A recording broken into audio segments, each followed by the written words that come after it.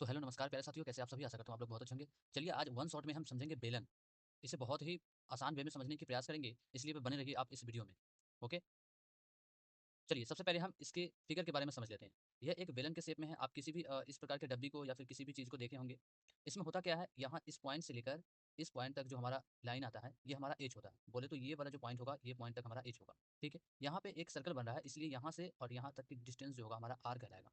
Okay, अब इसको ध्यान से समझें। जब इसे हम कट करेंगे तो हमारा कुछ इस फॉर्म में आएगा। इस फॉर्म में आने का मतलब हुआ कि इसमें एक तो हमारा आयत बनेगा और दो ऊपर से हमारा सर्कल टाइप के बनेगा। तो आपको पता होना चाहिए कि सर्कल की जो हमारा क्षेत्रफल होता है वो होता है पाई आर स्क्वायर। यहाँ पर भी होगा सर्कल का क्षेत्रफल पाई आर स्क्वायर। अच्छा, एक बात याद रखना, जब इसे वापस हम फोल्ड करेंगे तो यह किसी ना किसी एक सर्कल के फॉर्म में फिर से आ जाएगा।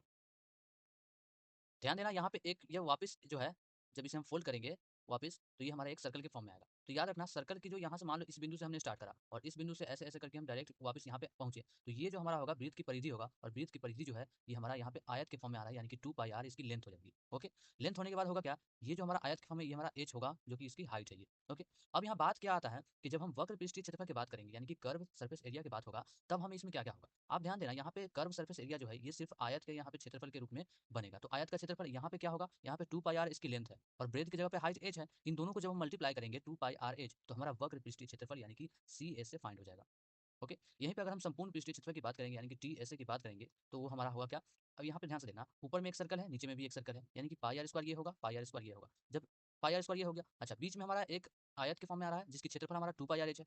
जब इन तीनों को हम सम करेंगे, जोड़ेंगे, तो अब हमारा कुछ इस फॉर्म में आएगा 2 pi r into r plus h. चलो इसको जोड़ कर देखते हैं। यहाँ से ध्यान से देखना, यहाँ पे है 2 पाई आर एच, प्लस में हम इन दोनों को जोड़ेंगे, पाई आर स्क्वायर और पाई आर स्क्वायर, यानी कि 2 पाई आर स्क्वायर। तो ये किस फॉर्म में आएगा, ध्यान से देखना। यहाँ से दोनों में हमें 2 पाई आर जो है कॉमन दिख रहा है, 2 पाई आर कॉमन है, तो यहाँ पे बचा क्या, एच, और यहाँ पे बचा आर। तो इसी फॉर्म में ये लिखा गया है, पहले आर ले दिया गया है, कोई बात नहीं है, यहाँ पे हम इसे भी हम पुट कर सकते हैं।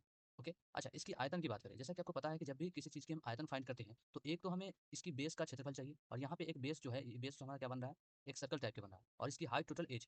तो जब इस बेस इंटू हाइट करेंगे तो इसकी वॉल्यूम की पता चल जाएगा। तो बेस की जगह पे यहाँ पे सर्कल है, सर्कल का क्षेत्रफल क्या होता है, पाई आर स्क्वायर, और हमारा हाइट से इंटू कर देंगे, यानी कि पाई आर स्क्वायर एच निकल जाएगा। ओके, तो आशा करता हूँ ये वीडियो बहुत अच्छा लगा हो। लाइक सब्सक्राइब जरूर करें। धन्यवाद।